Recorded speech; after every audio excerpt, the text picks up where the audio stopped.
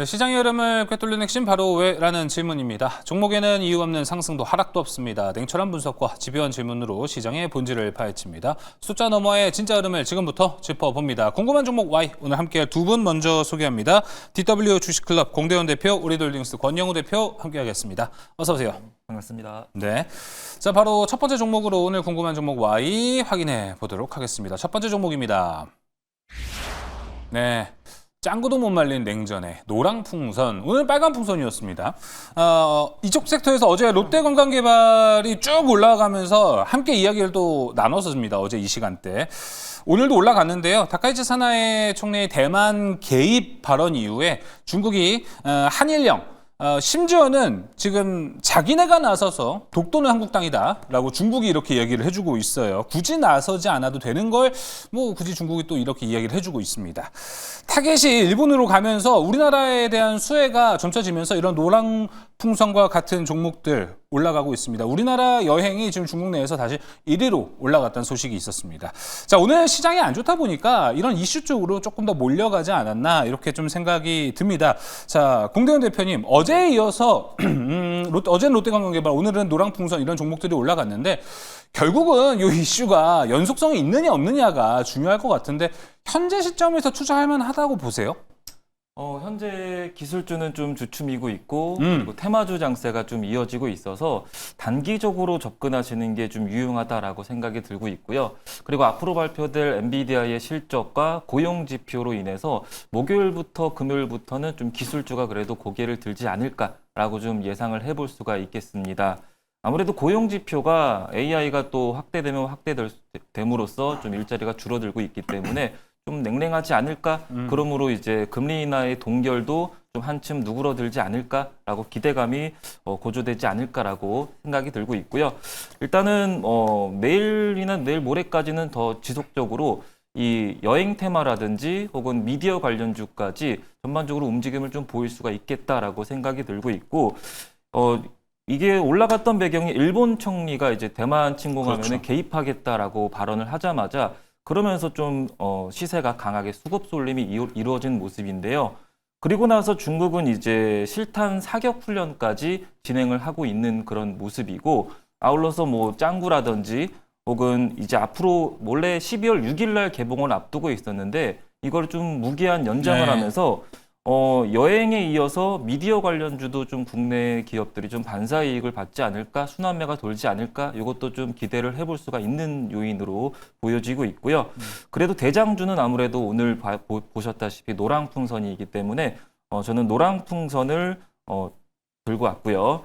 다만 좀 우려스러운 점은 중국하고 일본이 외교 국장급 회담이 일정을 앞두고 있는데 정확한 구체적인 일정은 아직 미정인데 이 회담이 이루어지면은 좀 다소 좀 누그러들 수도 있겠다라고 예측해 볼 수가 있기 때문에 단기적으로 접근을 하시면 좋을 것 같고 이 종목 같은 경우는 항상 빈번하게 좀 윗꼬리가 시총이 낮다 보니까 좀 출현하고 있는 그런 모습이기 때문에 시세가 나오면 좀 수익을 안전하게 챙기시길 권장드리겠고요.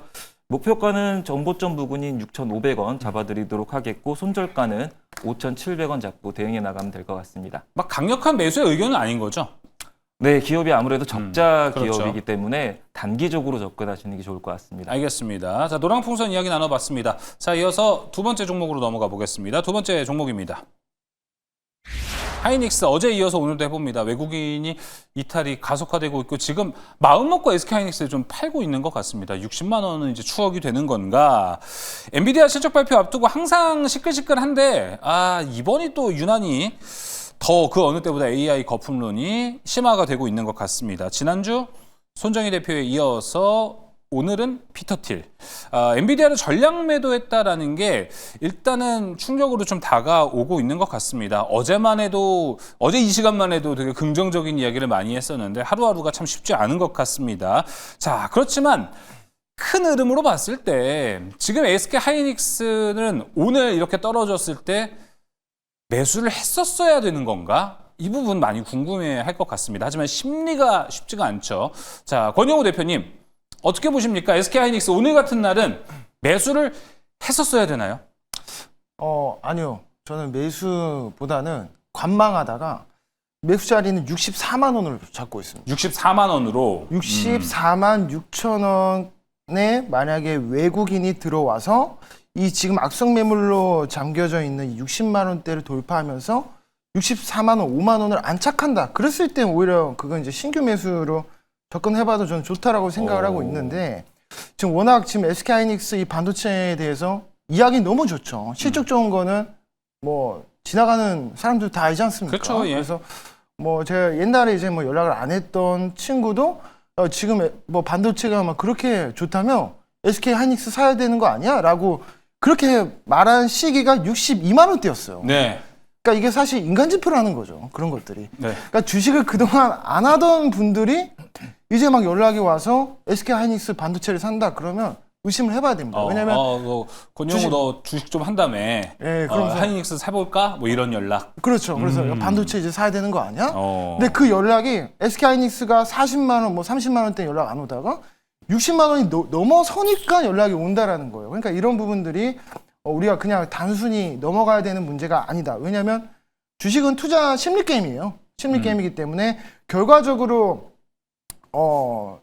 어떻게 본다면 기관 투자자, 외국인 투자자들이 수익 실현을 하기 위해서는 이 종이 쪼가리에 불과한 주식을 개인들한테 넘기고 나가야 되잖아요. 그러면 네. 좋다는 좋다는 이야기가 모두가 다 동의할 수 있을 만큼 팽배해져 있어야 됩니다. 그러니까 고가에서 받아갈 수 있는 거죠. 그래서 개인들이 60만 원 이상에서부터 지금 매수세가 많이 들어왔었고 이런 매물에 대한 부담이 상당히 있는 그런 상태입니다. 근데 반도체 실적은 뭐 SK하이닉스가 최근에 설비 투자를 120조에서 600조까지 지금 늘린다라고 했기 때문에 AI가 2028년 그 이후까지도 수요가 점차적으로 늘어난다라는 거는 확실합니다. 예. 설비 투자를 한다라는 거는 수요가 SK하이닉스 회장부터 시작해 삼성전자도 지금 늘리고 있죠. 그러니까 이거는 확증을 지금 했다라는 거기 때문에 이건 지금 뭐 믿어도 되고 의심을 안 해도 되지만 우리가 조정은 당분간 좀 더 맞을 수 있다. 젠수당부터 시작을 해서 예.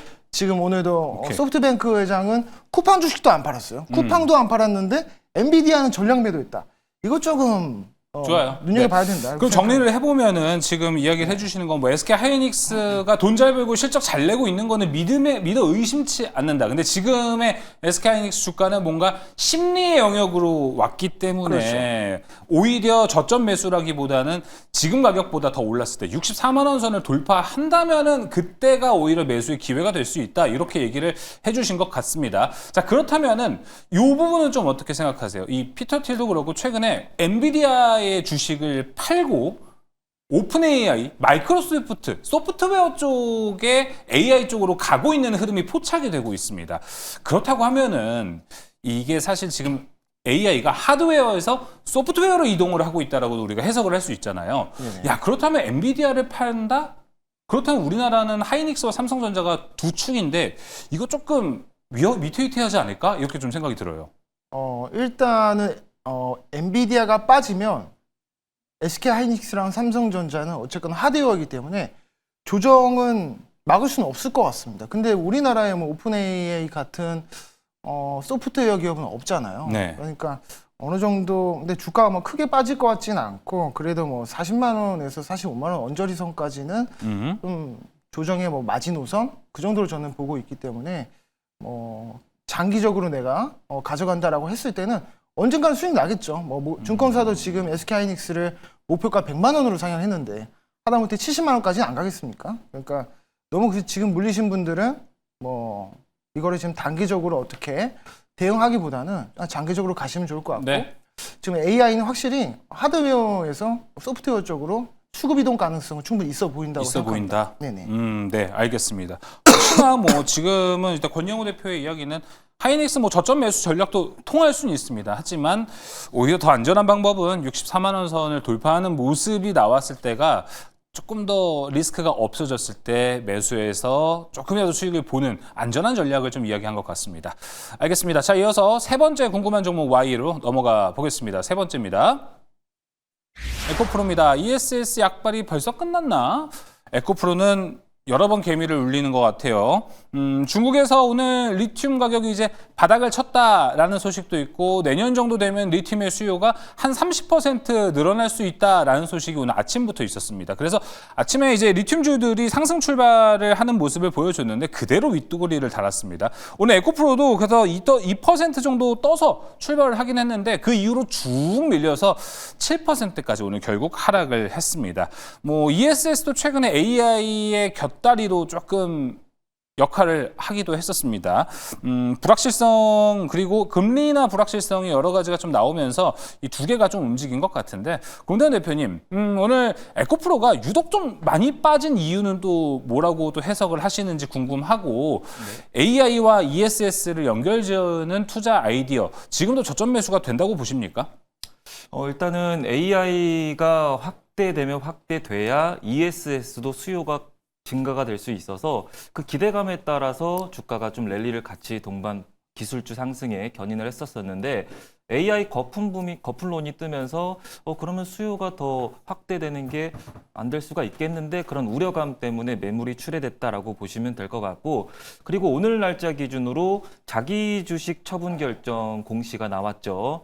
그 공시가 이제 통상 호재로 작용할 수가 있고 악재로도 작용할 수가 있는데 호재로 작용하려면은 뭐 공장을 건축한다든지 양극재를 증설한다든지 혹은 이제 미국 진출이 돈이 많이 드니까 자기 주식을 처분하고 나서 미국 진출을 하기 위해서 돈을 쓴다든지 이런 이제 생산 캐파가 좀 확대되는 요인이라고 작용하면은 호재로 작용할 수가 있는데 이 공시가 오늘 나왔던 내용이 연봉의 일부를 주식으로 지급한다라고 나왔죠. 통상 운영 자금을 쓴다는 얘기인데 그러면 기업이 돈이 없나? 현금이 없나? 이런 우려감 때문에 그렇죠. 주가가 좀 하락세를 좀 보였다라고 보시면 될 것 같고요. 아무래도 단기적인 조정 국면으로 좀 진입했다라고 생각이 들고 있기 때문에 지금까지는 어제 간밤에 그리고 테슬라가 올랐음에도 그러니까요. 하락 마감을 한 점은 좀 부정적으로 보여지고 있고요. 그리고 풀이장에서도 테슬라가 더 추가적으로 약세를 보이고 있기 때문에 이 종목은 좀 단기 조정은 좀 감안해야 된다라고 보시면 될 것 같고 그리고 리튬 가격도 말씀해 주셨다시피 좀 보합세로 작용한 점 그리고 아울러서 다만 이 에코프로 기술주를 볼 거면은 2차 전지보다는 차라리 좀 로봇주를 좀 보시는 게 어떻나라고 생각이 드는데요. 네. 왜냐면은 금리에 대한 동결 불안감 때문에 기술주들이 좀 가라앉았지만은 이게 반대로 이제 고용 지표가 이번 주에 발표되는 고용 지표가 만약에 좀 부진하게 나와 준다면 다시 그럼 연준이 금리를 인하할 수가 있기 때문에 그러면 가장 탄력받을 게 뭐가 있을까 생각을 해보면은 제약바이오나 로봇이기 때문에 제약바이오는 뭐 최근에 좀 많이 올랐죠. 네. 그렇기 때문에 로봇을 좀 관심 있게 보시면 좋을 것 같고 아울러서 이제 엔비디아가 삼성과 휴머노이드 로봇 개발에 그렇죠. 뭐 확정을 한다라는 공시가 나왔기 때문에 이왕이면은 삼성양 레인보우 로보틱스를 좀 보시는 거를 권장드리고 있고요. 레인보우 로보틱스 같은 경우는 N자형으로 목표가 45만 원 제안해 드리도록 하겠고 손절가는 전저점 부근인 36만 원 잡고 대응해 나가면 될 것 같습니다. 알겠습니다. 단기 조정은 좀 불가피해 보이는 에코프로 만약에 성장주 단에서 우리가 기회를 찾는다면은 제약바이오 그리고 그 다음 타자로 봤을 때 이제 로봇을 가장 강조해봤습니다. 로봇을 주목해 보는 것 어떨까 함께 이야기 나눠봤고요. 자, 이어서 궁금한 종목 Y 네 번째 종목으로 넘어가 보겠습니다. 마지막 종목입니다. 오늘 개장했죠. 따따블은 무슨 더 핑크퐁 컴퍼니 초라한 데뷔전이었습니다. 오늘 한국거래소에서 핑크퐁이 개장 북을 쳤더라고요. 익숙한 캐릭터, 익숙한 노래로 이런 종목들이 사실 오늘 같은 날 대박을 치는 경우들이 많은데 아쉬웠습니다. 공모가도 최상단에 랭크시키고 오늘 상장을 했는데 아무래도 좀 타이밍이 아쉬웠다라는 평가도 함께 나오고 있습니다. 오늘 요즘에 신규 상장주들의 흐름이 상당히 좋았는데 오늘은 아쉬웠지만 달바 같은 사례가 있을 수도 있고 오늘 쉬어가고 앞으로 쭉 달려갈 수 있는 그런 걸 기대해봐도 될지 권영우 대표님 어떻습니까? 더 핑크퐁 컴퍼니 문제는 여기도 빠졌는데 여기 관련된 종목들도 오늘 쌈지엔터, 삼성출판사 급락세가 나왔습니다. 뭔가 새롭게 시작할 수 있는 흐름이 만들어지고 있는 겁니까? 아니면은 분위기가 이미 좀 깨진 겁니까? 분위기가 좀 깨졌다라고 있습니다. 왜냐면 더 핑크퐁 컴퍼니. 네. 이 발음하기가 좀 어려운데 더 핑크퐁 컴퍼니는 일단 그 피어그룹사 비교해볼 수 있는 종목이 지금 쌈지엔터잖아요. 유일하게 지금 이 키즈 컨텐츠 쪽 관련해서 마진을 내고 있는 종목이 쌈지엔터인데 지금 쌈지엔터가 시가총액이 한 4,900억이거든요.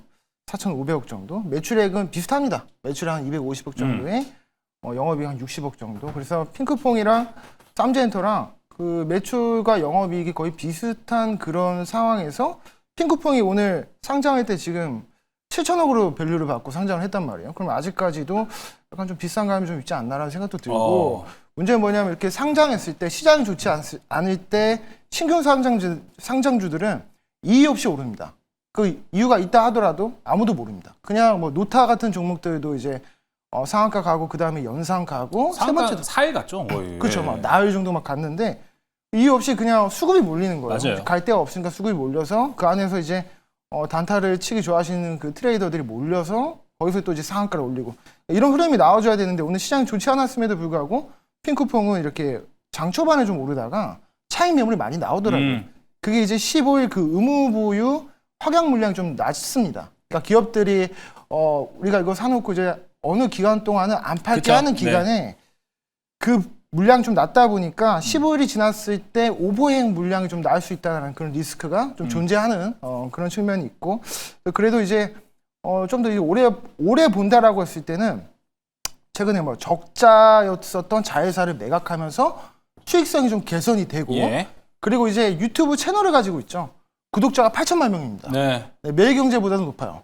그러니까 이 8천만 명이라는 네. 이 숫자로 그 벌어들일 수 있는 어떤 그 광고 수익 이것이 좀 독보적인 그런 종목이다 이렇게 좀 말씀드리고 싶고 그러니까 유튜브 구독자가 많은 회사들 중에서는 망한 기업은 없거든요. 그러니까 이게 끝까지 가져가다 보면은 이것도 한두 달 정도 이제 바닥을 다지면 네. 그때 좀 새롭게 진입을 해봐도 좀 좋겠다 이렇게 말씀드리고 싶습니다. 네, 알겠습니다. 더 핑크퐁 컴퍼니까지 이야기 나눠보면서 오늘 궁금한 종목 Y는 여기서 마무리해보도록 하겠습니다. 오늘 함께할 두 분 공대현 대표와 권영호 대표 함께했습니다. 오늘 말씀 고맙습니다. 감사합니다.